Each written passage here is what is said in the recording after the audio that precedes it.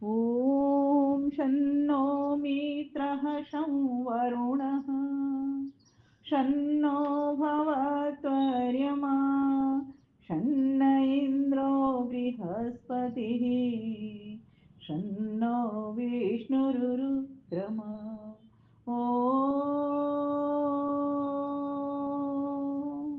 नमो ब्रह्मणे नमस्ते वायो त्वमेव प्रत्यक्षं ब्रह्मासि त्वामेव प्रत्यक्षं ब्रह्म वदिष्यामि ऋतं वदिष्यामि सत्यं वदिष्यामि तन्मावतु तदवतारमवतु अवतु माम् अवतु वक्तारम् ओम शांति शांति शांति। सभी मेरे अपने प्यारे भाइयों बहनों और नन्हे मुन्ने बच्चों, 2 दिन के बाद आज 12 तारीख हो गई। कल हम सभी लोहड़ी का पर्व मनाएंगे और मकर संक्रांति 14 को मनाएंगे। पर्व का अर्थ होता है पर्वती पूर्यति जनान आनंदेन इति। पर्व उसे कहते हैं जो हमें प्रेरणा करे, प्रसन्नता दे, है ना, और हमें पूर्णता की ओर ले जाए। सबसे बड़ी बात, अभी हम अधूरे हैं, लेकिन ईश्वर से जब जुड़ते हैं तो पूर्ण हो जाते हैं। लेकिन अब ये जो पर्व है, ये पर्व क्यों आ रहे हैं? ये पर्व इसीलिए आ रहे हैं कि जिससे कि हम एक दूसरे को प्रसन्नता को, प्रेरणाओं को शेयर कर पाए, बता पाए लोगों को। तो इसमें यह बताया गया है कि जिससे जनों को आनंद, प्रसन्नता से भरपूर खुशियां परिवार में, समाज में, देश में, राष्ट्र में अनुभव हों, उसको हम पर्व कहते हैं। वे लोग बहुत सौभाग्यशाली होते हैं जो अपने दिन और रात को शुभ बनाते हैं। ठीक है। वैसे तो पर्व के बहुत सारे अर्थ हैं, लेकिन पर्वों पर जो विशेष कार्य होता है वो क्या होता है? 3 चीजें होती हैं: देव पूजा, संगतिकरण और दान। देव पूजा, देवताओं की पूजा यज्ञ के द्वारा होती है। बिना यज्ञ के देवताओं की पूजा नहीं होगी, विशेषकर से जड़ देवों की। सूर्य की कैसे पूजा करोगे? तिलक तो लगा नहीं सकते, है ना। कैसे करोगे सूर्य की पूजा? सूर्य की पूजा 2 तरह से होगी। एक तो हवन में आहुति लगा दोगे तो सूर्य अपने आप ले लेगा, है ना। और एक पूजा कैसे होगी? उसका सेवन करने से पूजा होगी। जैसे सूर्य की विटामिन डी मिलती है तो विटामिन डी लेंगे, धूप में निकलेंगे, तब तो सूर्य की पूजा कर पाएंगे हम। और उसकी पूजा कैसे होगी? हवन के द्वारा उस देवता को हम पुष्ट कर पाएंगे, उस तक आहुति को पहुंचा पाएंगे। हालांकि उसका लाभ किसको मिलना है? हम सभी को ही मिलना है, क्योंकि सूर्य को लाभ किस तरह से मिलेगा? कोई और तरीका तो है नहीं, उसको चाहिए नहीं, वो तो जड़ पदार्थ है। हम चेतन आत्मा, तो हमको इसका लाभ चाहिए। तो देव पूजा, सभी देवों की पूजा एक साथ, चेतन देवों को भी यज्ञ में आहुति देने से मिल जाती है, और सभी जड़ देवता जैसे पृथ्वी देवता, अग्नि देवता, वायु देवता, जल देवता, आकाश देवता, हमारे सभी नक्षत्र, सूर्य, चंद्रमा आदि, तारागण, सभी को आहुति ये सिर्फ एकमात्र देव पूजा, देव यज्ञ करने से मिल जाती है। तो ये तो हो गई देवताओं की पूजा, और हम सभी चेतनों को भी मिल रही है। घर में और भी लोग हों, बाहर के लोग भी हों, वहां तक भी पहुंच रही है। तो दोनों प्रकार के जो देव हैं, 33 हमारे कोटि देव बताए जाते हैं। कोट माने प्रकार, कोट माने करोड़, लेकिन यहाँ पर जो संगति लगेगी वो प्रकार की मिलेगी। 33 कोट में हमारे 12 तो आदित्य देवता हैं। कौन से? ये जो हमारे मास हैं, जैसे हम बोलते हैं ना जनवरी फरवरी, उसकी तरह चैत्र वैशाख ज्येष्ठ आता है, हिंदी वाले मास। ठीक है। तो हमें दे ही तो रहे हैं, समय दे रहे हैं ना हमको। अगर ये नहीं मास, मतलब भगवान नहीं बनाता तो हमें समय कैसे मिलते? समय नहीं मिलता, और हमें पता ही नहीं चलता कौन सी ऋतु कब आने वाली है। तो ये भी देवता है, जो देते हैं वे सब देवता। और 11 हमारे रुद्र हैं, जिसमें से 10 तो प्राण हैं, जो हमारे ब्लड को, है ना, सर्कुलेट करते रहते हैं, चारों तरफ चलाते रहते हैं, हमारे हाथ पैरों को हिलाते रहते हैं। जैसे 5 प्राण तो मुख्य हैं: प्राण, अपान, व्यान, उदान, समान। और 5 हमारे नाग, कूर्म, कृकल, देवदत्त, धनंजय। 10, है ना, 10 प्राण के साथ में एक आत्मा। ये सब देवता ही देवता हैं। लेकिन इनको रुद्र क्यों कहते हैं? क्योंकि जब आत्मा इस शरीर को छोड़ता है तो ये रुलाते हैं। दुख लगता है ना, जब आत्मा इस शरीर से निकलता है तो दुख लगता है ना, तो इसीलिए इनको रुद्र नाम दिया गया। रुद्र माने रुला, जो रुलाता है। और इसी प्रकार से आदित्य, आदित्य माने अविनाशी, काल का कभी नाश नहीं होता। समय का नाश होता है क्या? समय को तो हम संख्या ही में तो बांध रहे हैं, कितना समय हो गया, इतना, उसका नाश तो नहीं होता ना। पहले भी तो था, तभी तो हम उस आधार पर बोलते जा रहे हैं कि अब इतने साल हो गए इस सृष्टि को बने, इतने साल वेदों को बने हो गए, इतने साल मनुष्य को बने हो गए। ये इसका नाश तो नहीं हो रहा ना, बस साइकिल चलती रहती है ये। फिर चैत्र आ जाता है 1 साल बाद, फिर चैत्र आ जाता है, इस तरह फागुन आ जाता है 1 साल बाद, इस तरह से साइकिल चल रही है। तो देव पूजा का मतलब होता है देवों का सत्कार। जिस देवता को जो आहुति आपसे चाहिए आप उसको दो और आप उससे लो भी। देना और ग्रहण करना दोनों कार्य इसमें पूजा में आ जाते हैं। ठीक है। अब होती है देव पूजा संगतिकरण। संगतिकरण का अर्थ होता है कि हम सभी की संगत। तो एक यज्ञ ऐसा माध्यम है जिससे हम सभी की संगतिकरण भी हो रहा है। जैसे हमारी इन सामग्री का, समिदाओं का, इनका सबका संगतिकरण हुआ तो हवन हो पाया। हमारा और आपका मेल हुआ तो हवन हो पाया, है ना। हारमोनियम के सारे स्वर बजते हैं तो उसका मेल होता है तो गीत निकल जाता है, संगीत निकल जाता है। इसी प्रकार से संगतिकरण का मतलब होता है कि परिवार के भी जितने सदस्य हैं वे आपस में तालमेल बिठा करके जब चलते हैं तो संगतिकरण हो जाता है। संगतिकरण का मतलब है एक दूसरे से तालमेल बिठा करके समायोजन करते हुए परिवार में रहना, संगति करना। जिस संगति का आपको भी लाभ मिले, मुझे भी लाभ मिले, सबको लाभ मिले। परिवार में रह रहे हैं तो परिवार को लाभ मिले, समाज में काम कर रहे हैं तो समाज को लाभ मिले, राष्ट्र का काम करें तो राष्ट्र को लाभ मिले। सीधी सी बात है। और उससे दोनों का लाभ होता है। जब दूसरों को देते हैं तो हमें भी उसका लाभ मिल जाता है। संगतिकरण और दान, दान बहुत महत्वपूर्ण है। ये जितने भी पर्व हमारे सभी दान से जुड़े हुए हैं। यथाशक्ति, जिसकी जितनी शक्ति है, यथा सामर्थ्य। कई बार लोगों को अपना आकलन नहीं पता होता। वो अपने आप को या तो डाउन समझता है या बहुत बड़ा आदमी समझता है। वो अपनी स्थिति नहीं देखता, क्षम्यता, कि मेरी स्थिति कितनी है, मैं किस तरह से दान पुण्य करूं। दूसरी बात, त्याग की भावना आज किसी के घर दिखाई नहीं पड़ती कि त्याग हमें कैसा त्याग करना चाहिए। दान का अर्थ होता है त्याग। महर्षि सरस्वती लिखते हैं कि कितना दान करना चाहिए हर व्यक्ति को। जरूरी नहीं है कि किसी का धन है तो वो धन का ही करेगा। जिसके पास अगर बुद्धि या ज्ञान है तो वो ज्ञान का करेगा। जैसे ब्राह्मण वर्ग ज्ञान का करता है, और जो वैश्य वर्ण है वो क्या करता है, जो व्यापार आदि करता है, अपना काम करता है, वो क्या करता है, धन का दान करता है। क्षत्रिय लोग क्या करते हैं, रक्षा का दान करते हैं, वो किसी की जान बचाते हैं, है ना। जैसे सीमा पे लोग काम कर रहे हैं, सैनिक काम कर रहे हैं। इसी प्रकार से जो शूद्र था, जो सेवा दे रहे हैं। शूद्र का मतलब ये नहीं किसी के यहाँ पर कोई भी वर्ण का हो सकता है। जैसे हमारे अपने ही घर वाले ही लोग तो सेवा कर रहे हैं ना, तो ये सब शूद्र कोटि में। शूद्र का मतलब नीचा जात नहीं होती। शूद्र, आप ये बताइए, हमारे पैर और ये जो हाथ हैं, इनमें आपसे पूछा जाए कि कौन श्रेष्ठ है, तो आप क्या बताओगे। कभी सोचोगे मस्तिष्क को बोल दूं, कभी कह देगा हाथ को बोल दूं, कभी कह देगा पैर को बोल दूं। लेकिन आपके पैर कोई मांग के देख ले, इसका मतलब इसकी वैल्यू है ना। कोई हाथ मांग के देख ले, वैल्यू है ना। इसको कंधों को मांग के देख ले, वैल्यू है ना। मस्तिष्क को मांग के ले, वैल्यू है ना। मुख को मांग के देख ले, आंखों को मांग के ले, वैल्यू है ना। सबकी अपनी अपनी इंपॉर्टेंस है, सबकी अपनी अपनी वैल्यू है ना। तो दान जो है वो दान जो भी वस्तु जिसके पास है और जो आपसे कम है उस वस्तु में। जैसे ज्ञान में कोई कम है तो ब्राह्मण वर्ग क्या करता है, उसको ज्ञान देता है। किसी के पास धन कम है, उसकी जरूरत पूरी नहीं हो रही, वो तो एक अलग बात है कि आजकल लोगों की इच्छाएं, जरूरतें पूरी नहीं करते, इच्छाएं तो वो बढ़ती चली जाती हैं। लेकिन किन्हीं कोई ऐसे बहुत गरीब लोग दिख रहे हैं, अभी सर्दियां आ रही हैं, बहुत कम लोग होते हैं जो ऐसे मन में सोचते हैं कि मैं 21 कंबल दान करूंगा। मैंने प्रतिवर्ष नियम बनाया हुआ है कि मकर संक्रांति के दिन या लोहड़ी के दिन जितना भी निकले, जरूरी नहीं है 51 कंबल ही करने। एक बार हमें 51 करे, एक बार हमें 21 करे, जरूरी नहीं है। जिस वक्त जैसी सुविधा बनती है, मान ली कहीं तुम्हारा वितरण हो गया दान का ज्यादा तो 10 कंबल कर दिए। किसी को हमने कुछ कितना सुख दिया ये हमारे ऊपर डिपेंड करता है। जितना जितना हम दे रहे हैं वही हमारी जमा पूंजी है। जितना हम भोग रहे हैं वो जमा पूंजी नहीं है। ध्यान से समझना इस बात को। जो कुछ त्याग चुके वो हमारी जमा पूंजी है। तो ये जितने भी पर्व आते हैं आपको ये सिखाने के लिए आते हैं कि इनमें एक तो देव पूजा करो घरों में, दूसरा संगतिकरण बिठाने का प्रयास करो। गरीबों से भी संबंध जोड़ो, अमीरों से जोड़ना चाहते हो तो अपने बराबर वालों से भी संबंध जोड़ना चाहो, उनके साथ भी संगति बिठाओ। हमें तालमेल हर जगह पर सिखा रहा है। यहाँ भी हम यज्ञ के साथ तभी कर पा रहे हैं कि जब हमारा तालमेल है इसके साथ में। कितने मंत्र हों, कैसी कितनी समिधाएं हों, कितना घी डलना है, कितनी सामग्री डलनी है, कितने मंत्र बोलने हैं, किस तरह से इसकी व्यवस्था देनी है, तब जाकर के ये यज्ञ हो पाएगा। अगर घी डालोगे नहीं, आप सामग्री देते चलोगे तो यज्ञ हो पाएगा नहीं होगा। यहाँ भी आपने तालमेल बिठाया। आप अपना भोजन करते हो, तालमेल बिठाते हो, कितनी मुझे रोटी खानी, कितना पानी पीना, कितना मुझे घी लेना, कैसा मेरा बात है, कैसा मेरा पित्त है, कैसा मेरा कफ है, आप तालमेल बिठाते हो, उसके हिसाब से आप भोजन करते हो। तो देना हो चाहे लेना हो, सारा खेल तालमेल पर टिका हुआ है। शरीर चलेगा नहीं अगर तालमेल नहीं बैठेगा। हवन आदि कर्म होंगे नहीं जब तालमेल नहीं बैठेगा। परिवार में पति पत्नी का प्रेम बढ़ेगा नहीं, सुख बढ़ेगा नहीं जब तालमेल नहीं बैठेगा। तालमेल करने के लिए हमें ये देखना पड़ता है कि कौन सी चीज कितनी अधिक ज्यादा हो रही है और उसको बैलेंस करने के लिए तालमेल मतलब तुला।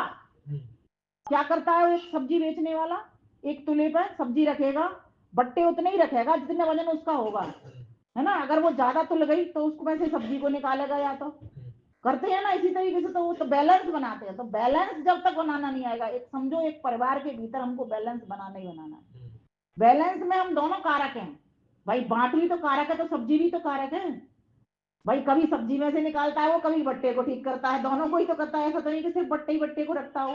कहाँ से बट्टा लाएगा अगर सब्जी में से नहीं निकाला, कितने बट्टे बनाएगा वो, नहीं लगाता ना वो। तो दोनों चीजों में से बराबर करता है, इधर से भी करता है। तो सभी जितने भी लोग हैं, जितने भी कार्य हमारे हो रहे हैं, संसार भर में कार्य जितने भी हो रहे हैं, ईश्वर भी पूरा बैलेंस बना करके उसने सृष्टि बनाई है। अगर वो बैलेंस से सृष्टि नहीं बनाता तो ये सूर्य टकरा जाता चंद्रमा से, पृथ्वी चंद्रमा से टकरा जाती। टकराते थे नहीं आपस में, लेकिन अपने अपने सभी धुरियों पर चल रहे हैं। कैसे चल रहे हैं? सिर्फ तालमेल के ऊपर। तो ये है संगति का। तीसरी बात है दान। जो भी जिस वस्तु से जो भी लैस व्यक्ति है उसको वो वस्तु भेंट करना। ये हमें पर्व समय समय पर सिखाने के लिए आते हैं। जिसके घर में ये समय समय पर कार्य हो रहे हैं, देव पूजा, संगतिकरण और दान, चाहे जन्म दिवस हो, चाहे वैवाहिक वर्षगांठ हो, चाहे ये इस प्रकार के पर्व हो, चाहे उत्सव हो, विवाह हो, शादी हो, या फिर कुछ होते हैं नैतिक कर्म जो डेली करने वाले कर्म, ये भी यज्ञ आदि है। रोज का सुख चाहिए ना। ये तो नहीं है कि सिर्फ उसी दिन सुख चाहिए जिस दिन आपके यहाँ उत्सव है, कार्यक्रम है। आपको तो रोज सुख चाहिए ना। कहते हैं जिसको सुख चाहिए तो वेद कहता है स्वर्ग कामो यजेत, कि क्या करो, सुख पाने की अगर आपको इच्छा है तो यज्ञ करो, यजेत, खूब सारे यज्ञ करो, बड़े बड़े यज्ञ करो। फिर आगे कहा गया इसमें, बहुत सुंदर एक कवि ने लिखा है कि परमेश्वर तेने कैसी व्यवस्था बनाई है। एक दिन के पीछे एक रात बांधी, साथ साथ बांधी, साथ साथ बांधी, कभी थकते नहीं है ये घोड़े, तूने सूरज के रथ में जो जोड़े, चांद दूल्हा बना ब्याने रजनी चला, साथ चंद्रमा के तारों की बारात बांधी। एक दिन के पीछे एक रात बांधी, एक रात बांधी, साथ साथ बांधी, साथ साथ बांधी। ऐसे ही हमारे स्त्री पुरुष का भी जोड़ा है, साथ साथ बांधी। जैसे दिन और रात रहते हैं, ऐसे हमारे जीवन में भी सुख दुख भी तो आते हैं, कभी सुख कभी दुख। जब सुख होता है तब व्यक्ति नहीं कहता मैं बहुत सुखी हूँ, लेकिन जैसे ही दुख आता है तो उसको दुख पहले सामने प्रकट हो जाता है। क्योंकि संसार तो है ही दुखालय, इसमें हर सुख के पीछे चार प्रकार के दुख मिले हुए हैं। कैसी, और परमेश्वर की व्यवस्था बताई जा रही है, कैसी खूबी से बांधे हैं मौसम, वर्षा सर्दी हेमंत और ग्रीष्म, क्या बहार क्या खींचा, क्या बहार क्या खींचा, हर मौसम में समा बंधा हवा बादलों के साथ, बरसात बांधी, साथ साथ बांधी, साथ साथ बांधी, प्रभु कैसी ये तूने कायनात बांधी। कायनात कहते हैं सृष्टि को। साथ साथ बांधी, साथ साथ बांधी। और वेद में भी मंत्र आता है, तो कहा गया ओम सूर्या चंद्रमसौ उदाता। हम जब संध्या करते हैं तो इस मंत्र को पढ़ते हैं, परमेश्वर तूने सूरज बनाया, चांद बनाया, दिन बनाया, रात बनाया, सृष्टि बनाई, सब एक व्यवस्था के अनुरूप बनाई, तौल करके बनाई। तेरे पास माप तौल बहुत बड़ी है, तू तुला के ऊपर रख करके बैलेंस बना करके सारी सृष्टि को बना रहा है परमेश्वर। मैं भी जो भी सृष्टि सृजन करूं, अपना निर्माण करूं, गृह निर्माण करूं, या घर के भीतर कार्य करूं, वो सब की सब मैं माप तोल करके करूं। मतलब माप तोल मर्यादा से भगवान राम रहे ना। हम अपने कभी कभी ना जीवनियों को भी पढ़ा करें, भगवान राम भगवान कृष्ण की जीवनियों को पढ़े, उनके बराबर किसी के ऊपर दुख नहीं आएगा। सीता जी को देख लो, पूरा टाइम राजा की बेटी राजा के घर में ले आई है, एक दिन का सुख नहीं होगा। क्यों? इसीलिए कि मैं क्या करूंगी तो सारे, हो सकता है सारी प्रजा को सुख मिल जाए। राम जी ने उसको, बच्चा बताओ गर्भवती है, और उनको कहां भेज दिया? वाल्मीकि आश्रम। उन्होंने कोई गलत नहीं किया, वो चाहते थे कि जो जमीनी स्तर मुझको नहीं मिला, मैं चाहता हूँ मेरे बच्चे वीर बहादुर बने, तो मैं जमीनी स्तर देना चाहता हूँ। जो आश्रमों में जमीन पर सोना, जमीन पर बैठना, कड़ी तपस्या करना, मैं वो देना चाहती हूँ। मैं अपने बच्चों को बहादुर, और वास्तव में बहादुर बने। जब अश्वमेध यज्ञ रचा गया तो उनके बच्चे जीते, सारे हार गए राजमहल के लोग। उनको समझते ये विवेक था, जो भी चीज अगर आप अच्छे से सुखपूर्वक चलाना चाहते हो, उसके लिए खूब समझ रखो, खूब विवेक रखो। तो कहा कि ये जो हमारे भारत देश में तो 6 ऋतुएं वैसे भी होती हैं, अभी मैंने आपको वर्णन कर ही दिया। शरद ऋतु, ग्रीष्म ऋतु, वर्षा ऋतु, इनके भी 2-2 मंथ की होती हैं। तो इस हिसाब से हमारी पूरी 6 ऋतु बन जाती हैं। ग्रीष्म, वर्षा, शरद, हेमंत, शिशिर, बसंत, ये 6 ऋतुओं का वर्णन है, ये सब 2-2 मास की होती है। और 4-4 मास के 3 विभाग कर दिए गए हैं। जैसे हम बोलते हैं ना, ठंडी आ गई, गर्मी आ गई, वर्षा आ गई, तो ये 3-3 विभाग हो गए। फिर कहा गया कि ये जो हम करते हैं मकर संक्रांति, इसको क्यों कहते हैं? तो यहाँ बहुत बढ़िया लेखक ने लिखा, वो लिखते हैं, जितने काल में पृथ्वी सूर्य के चारों ओर पूरी परिक्रमा करती है उसको 1 सौर वर्ष कहते हैं। हमारी पृथ्वी क्या कर रही है? सूरज का चक्कर लगा रही है। कितने दिन में लगाती है? 365 दिन। ये आपने मैथ में पढ़ा होगा, साइंस में पढ़ा होगा। 365 दिन। तो उसको जहां वो जिस ऑर्बिट से चक्कर लगा रही है उसको क्या कहते हैं? सौर व्रत कहते हैं। फिर कहते हैं, जिस परिधि पर पृथ्वी भ्रमण करती है, जैसे पृथ्वी कैसे घूमती है, ऐसे ऐसे नाचती नाचती घूमती है, अपनी ऑर्बिट पर भी घूमती है और उसका सूरज का भी चक्कर लगाती है ना। तो अपनी ऑर्बिट पर कैसे, जैसे कोई स्त्री नाच रही हो ना, तो ऐसे भी नाच जाए, फिर पूरे आंगन का भी चक्कर लगा दे, बिल्कुल ठीक ऐसे ही पृथ्वी उसका सूरज का चक्कर लगा रही है। अब ये देखो, बता रहा है आपको, जो मेष मीन ये राशियां होती है ना, ये राशियां कैसे बनती हैं। तो ज्योतिषी लोगों ने इस क्रांति वृत्त के 12 भाग बना लिए हैं। जैसे पृथ्वी चल रही है ऐसे मटकते मटकते मटकते मटकते, तो जब एक गोला के 12 भाग कर लेंगे आप, तो एक भाग को जैसे मेष बोल दिया, मेरे नाम भी कैसे आए? आकृतियों से आए। ये उसकी जो लाइटिंग परछाई पड़ती है ना, परछाइयों के नाम है ये। मेष, मीन, कर्क, मकर, तुला, ये 12 राशियां कल्पित कर ली हैं उन्होंने, ज्योतिषियों ने। जब पृथ्वी सूर्य के चारों ओर भ्रमण करते हुए एक राशि तारों की आकृति से दूसरी राशि में संक्रमण करते हैं तो उसको संक्रांति कहते हैं। अब ये क्या कर रही है? ये मकर राशि में संक्रमण करे, तो इसका नाम मकर संक्रांति हो गया। और इसमें क्या होता है? ये उत्तरायण की ओर सूरज का मुख हो रहा है, तो इसको क्या कहेंगे? उत्तरायण। अभी कौन सा 6 महीने उत्तरायण रहता है सूरज, 6 महीने दक्षिणायन रहता है। मतलब पृथ्वी जब चल रही है ना, ऐसे मटक रही है, तो 6 महीने तो उसे प्रकाश ही प्रकाश, ज्यादा बड़े बड़े दिन मिलते हैं, और 6 महीने उसे छोटे छोटे, जैसे अभी सर्दियों के मिल रहे हैं। तो अभी जो मकर संक्रांति से क्या होगा? हमारे दिन बड़े होने प्रारंभ हो जाएंगे। अभी क्या हो रहा है? दिन छोटे हैं, रात बड़ी हो रही है। रात्रि काल ज्यादा होता है ना, हमारा ज्यादा सोने का टाइम मिलता है, और दिन है वो छोटा होता है, पता ही नहीं चलता कब बीत गया। और लेकिन तब क्या होगा? जब उत्तरायण आ जाएगा तब दिन तो हो जाएगा बड़ा और रात हो जाएगी छोटी। तो जब दिन जब बड़ा हो जाएगा तो आपको काम करने वक्त बहुत मिलेगा, इसलिए इसको अच्छा माना गया उत्तरायण को। कहते हैं, भीष्म पितामह ने अपने प्राण को तब तक रोके रखा था सरसैया पर जब तक कि उत्तरायण नहीं हो गया। इसको अच्छा काल मानते हैं, इसको मोक्ष काल मानते हैं। लेकिन हम उत्तरायण क्या समझते हैं? हम विद्या का उत्तरायण समझते हैं, कि जब तक ज्ञान से परिपूर्ण नहीं हो जाते, हम ईश्वर का ज्ञान हमें पूरी तरीके से नहीं मिल जाता, तब तक हमारे जीवन में उत्तरायण काल नहीं होता। हम इस तरह मानते हैं। लेकिन उनके लिए जो कहावत है वो इस तरह से है कि जब तक वो सरसैया पर रहे, और मैं इसको ऐसे भी मानती हूँ अलंकारिक शैली में, सरसैया क्या है? दुख। जब तक जीवन में विद्या रहती है, अज्ञान रहता है, तो दुख में बना रहता है। जैसे विद्या आ जाती है फिर सुखी होना प्रारंभ कर देता है। सुख दुख ये संसार में रहेंगे ही रहेंगे, लेकिन आपको समझ और सूझबूझ है तो आप सुखी मानोगे अपने आप को, क्योंकि आप अपने से नीचे लोगों को देख रहे हैं। अभी हम क्या करते हैं? अपने से ऊंचे लोगों को देखते हैं, इसलिए हमको दुख बहुत लगता है। परेशानियां हम औरों की कम, अपनी अधिक देखते हैं, इसलिए हमें अपनी परेशानियां बहुत अधिक लगती हैं। तो यहाँ पर बताया 6 मास तक सूर्य भूमध्य रेखा से उत्तर की ओर उदय होता है, और 6 मास तक सूरज की दक्षिण की ओर से निकलता है। प्रत्येक 6 माह की अवधि को अयन कहते हैं। अयन माने घर। जैसे रामायण को रामायण क्यों कहते हैं? राम जी ने एक चक्र शुरू किया था, अपने घर से चल करके वन में गए, राक्षसों का संहार किया, श्रीलंका गए, श्रीलंका से प्रवेश करके घर में आ गए, वापस घर में आ गए वो, तो पूरा एक अयन कर लिया उनको, तो रामायण राम जी का अयन। और महाभारत, महाभारत में ऐसा कुछ नहीं हुआ श्री कृष्ण जी घर को आ गए हो, वो तो द्वारका में ही जाके बस गए।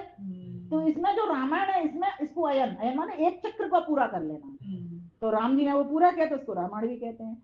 तो यहाँ पर ये बताया जा रहा है कि उत्तरायण काल में सूर्य उत्तर की ओर से होता दिखता है, तो दिन बड़ा होता है, रात घट जाती है।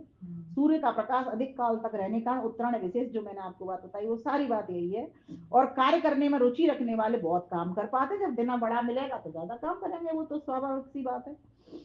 और कहते हैं कि मोक्ष के अभिलाषियों का भी विचार होता है, जिसने ये जो बातें लिखी इन पुस्तकों के भीतर, कहते हैं उनकी माँ ने भी इस उत्तरायण काल में ही अपनी गति की, मतलब अपने प्राणों को छोड़ा। अब देखिए इस मकर संक्रांति में क्या क्या होता है। इसमें एक कवि बहुत सुंदर लिखता है, शीत शिशिर हेमंत का हुआ परम प्राधान्य, शीत शिशिर हेमंत का हुआ परम प्राधान्य, तेल तूल तिल तपन से दान जगत में मान। 4 बातें बताई इसमें। तेल, तेल का दान, तूल, तूल कहता है रुई को, कहते हैं तूलिका बना लो। कलम, कलम को तूलिका शब्द भी दिया जाता है। तूल, तूल से बनती है क्योंकि रुई से बनती है, फिर उससे लिखा जाता है। मैंने भी उस दिन रुई लगाई थी ना, तो वो तूल लगाई थी उसमें, तब वो तूलिका बन गई मेरे लिए। तूल माने रुई। तो तेल का दान, रुई का दान मतलब किसी को बिस्तर भरवा के दे दो, वही कंबल बांटने की बात आ रही। तेल तूल तिल, तिल की कोई चीज दे दो किसी को दान कर। तेल तूल तिल तपन, ताप। किसी को अगर सर्दी लग रही है तो अगर चाह सकते हो तो आप हीटर दान कर दो किसी को। लेकिन हो तो नीडी वो, जिसको जरूरत है तुमसे जिस चीज की। अभी क्या कर रहा है व्यक्ति, जो चीज हमारे पास है उसका दान कर रहा है व्यक्ति। समझ रहे हो ना, जो फालतू पड़ी है, वेस्ट पड़ी है, क्या क्या उसके काम आएगा। लेकिन हम ये कम देख पाते हैं कि इसको किस चीज की जरूरत है। समझ रहे हो ना। अब मेरे घर में ना मेरा पूरा बेड भरा हुआ पड़ा था, बिस्तरों से भरा हुआ। अब वो जो आ गए, जो मांगने वाले आते हैं ना, मैंने ये देखा नहीं इसके पीछे थैला लग रहा है। लोग क्या करते हैं, उसको मांग मांग के भरते रहते हैं और पैसे से बेचे आते हैं। यही तो कर रहे हैं आजकल।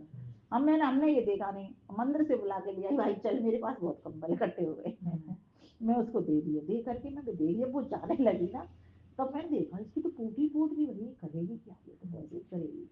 फिर जो भी करे, पैसा भी लेगी तो अपना खर्चा चलाएगी। फिर मैंने ऐसे भाव से उसको, अच्छी भाव से जाने दिया। एक बार मन में विचार जरूर मेरे में आया, और देते वक्त भी एक बार विचार मन में आया, क्या मैं जो इतना दे रही हूँ ये कुछ यूज कर पाएगी। आया ना दिमाग में वो, नहीं, हर किसी को, मतलब भगवान क्या है, आप सोचोगे ना तो मन में आएगी, नहीं नहीं नहीं इतना नहीं, इतना। पहले सोचता है खूब बड़ा दान, फिर धीरे धीरे करके सोचता है नहीं नहीं इतने से काम हो जाएगा, इतने ही दे दूं, इतने से हो जाएगा। सोचते ना, एक सामान्य व्यक्ति की बात बता रही हूँ। जब मेरे संस्कार इतने सॉलिड, मेरे मन में भी ये विचार आया कि मैं इसको कम भी दे दूं।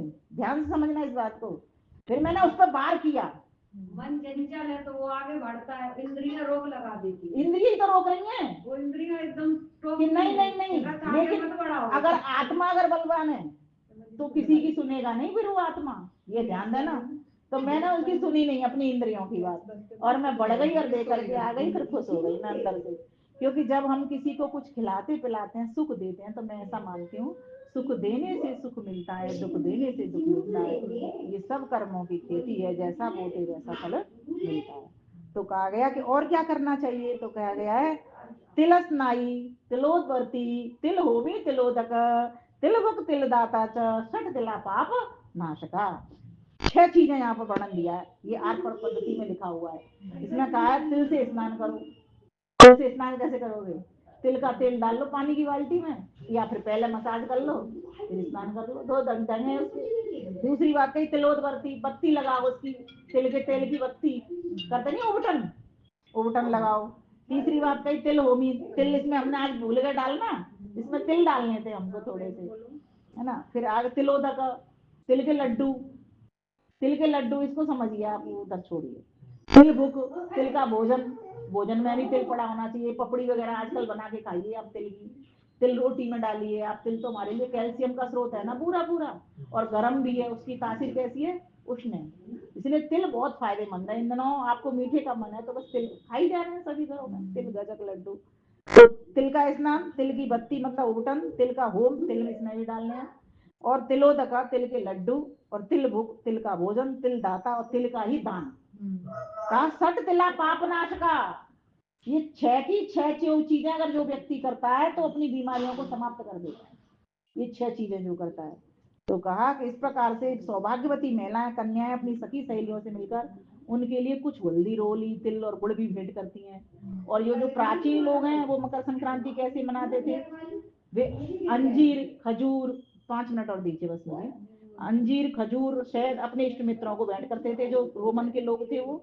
ये सारी परंपराएं सब जगह थी, तब तो भारत एक ही था, बाद में ये देश बटे। ये बुक भी पुरानी लग रही है, बहुत पुरानी है, मेरी ही है ये अपनी। हाँ, ये तभी एक जगह पे स्टोर जब होता है ना किसी चीज का, तो फिर वो आपके काम आता रहता है हमेशा, क्योंकि सारी बातें एकदम से ध्यान में बनी रहे वो जरूरी नहीं होता है, बस थोड़ा चिंतन उसके लिए करना पड़ता है। और माघी के नाम से भी पुकारते हैं पंजाब हरियाणा में इसको, हम लोग मकर संक्रांति कहते हैं। और घर के लड़कों को भीगे हुए सूखे मेवे सूखे गोले आप लोगों के यहाँ खिलाते हैं, जैसे इसमें लिखा है कि जो पंजाबी लोग होते हैं वो खाते रहते हैं उनके बच्चे। और मक्खन में हींग का टुकड़ा भी पहले लोग गोली बना करके निकलवाते थे बच्चों को, ये फायदे की चीजें लिखी हैं, इन चीजों से सर्दियों को बचाव कर सकते हो। बच्चों को सर्दी जुकाम नहीं होता, पेट नहीं फूलता, वायु का समन होते हैं, पेट के कीड़े मर जाते हैं। चावल, दाल, घी, तिल, मूली। अच्छा, एक हमारे यहाँ सभी के यहाँ परंपरा होती है, जो कुछ हम वस्तु बनाते हैं दूसरों को दान भी देते हैं। जैसे कुछ भगवान को कर दिया, कुछ घर के बुजुर्गों को दान कर दिया, है ना, कुछ अपने घर के, 3 हिस्से किए जाते हैं ना उस चीज के। तो ये भी सीखो कि हमें पहले कुछ भगवान के लिए मतलब इसमें डाल दिया, कुछ हमने अपने घर के बुजुर्गों को दे दिया। हमारे यहाँ तो मनसने की एक परंपरा है, एक कूड़ा सा लेते हैं, मतलब कूड़ा मतलब एक कुंडा सा बर्तन, उसमें सामान रखते हैं और सामान को पहले अपने घर वाले बुजुर्गों को, फिर बाहर वाले जो लोग हैं जैसे सेविका वगैरह है उन लोगों को, और फिर खुद आपस में 3 भाग में उसको बना करके खाते हैं, ऐसा नियम है उसका। अब आप लोगों के यहाँ लोहड़ी बहुत धूमधाम से मनाई जाती है, उत्तर प्रदेश में हमारे यहाँ मकर संक्रांति बहुत धूमधाम से। अभी प्रयागराज में तो जो कुंभ चल रहा है ना, हमारे जो धूम धड़ाका चल रहा है वहां पर तो लोग गंगा स्नान कर रहे हैं। हाँ, दे दो उसको। तो कहा गया कि इस प्रकार से मक्के के फूले, आसिमा जी, मक्के के फूले, तिल, रेवड़ी सब इसमें डाला जाता है ना। अगर आप लाते तो हम इसमें भी प्रयोग कर देते, चलो कोई बात नहीं। और गुड़ की रोटी, आपने खाई है गुड़ की रोटी दादी के? आप लोगों को बहुत बनती है, हमारे यहाँ गुड़ की रोटी नहीं बनती। पर रेवड़ी, फूले ये सब आते हैं, मूंगफली ये सब बांटी जाती हैं। फिर ये कहा जाता है गुड़ की रोटी, रेवड़ी, फूले, मूंगफली बांटी जाती है, सब अग्नि के चारों ओर बैठ करके खाते हैं, नाचते हैं, भंगड़ा गिद्दा करते हैं, है ना। कदे हंसवे मना, कदे खेड़वे मना, ऐसे जग नहीं होना फेरवे मना। 12 वर्षी कटन गया कट के ले आंदा पावे गिद्दा था सजदे जे नचे मुटे थे मापे। ये आप लोग बोलते हो ना, उस दिन कर रहे थे। ये सब लिखा है। बोले यज्ञ की सही विधि अगर जानना चाहते हो तो जो ऋतु के अनुकूल भोजन आया है, मतलब मक्का आया इन दिनों, मूंगफली आई इन दिनों, चने आए इन दिनों, उनकी आहुति लगाओ, तिल आए इन दिनों। क्योंकि जिसको हम खाना चाहते हैं, अपने शरीर को फिट करना चाहते हैं, उससे हम ब्रह्मांड में भी आहुति तो लगाएं। तो पहले ब्रह्मांड की आहुति के लिए देव यज्ञ अग्निहोत्र करें, फिर अपनी आहुति के लिए वैसा भोजन करें, और तीसरी बात त्याग तपस्या के लिए दान दक्षिणा का कार्यक्रम भी शुरू करें, तब जाकर के हमारे ये पर्व सिद्ध होते हैं। हर उर में हो जावे क्रांति, सभी मिटाओ मन की भ्रांति, तब जीवन में आवे शांति, सम्यक सब हृदय हो जाओ, सार्थक होगी तब संक्रांति, सार्थक होगी तब संक्रांति। बोलिए सच्चिदानंद भगवान की जय। बड़े ही धैर्य और श्रद्धा पूर्वक श्रवण करने हैं, तो आप सभी का बहुत बहुत धन्यवाद आशिमा जी। नमस्ते जी।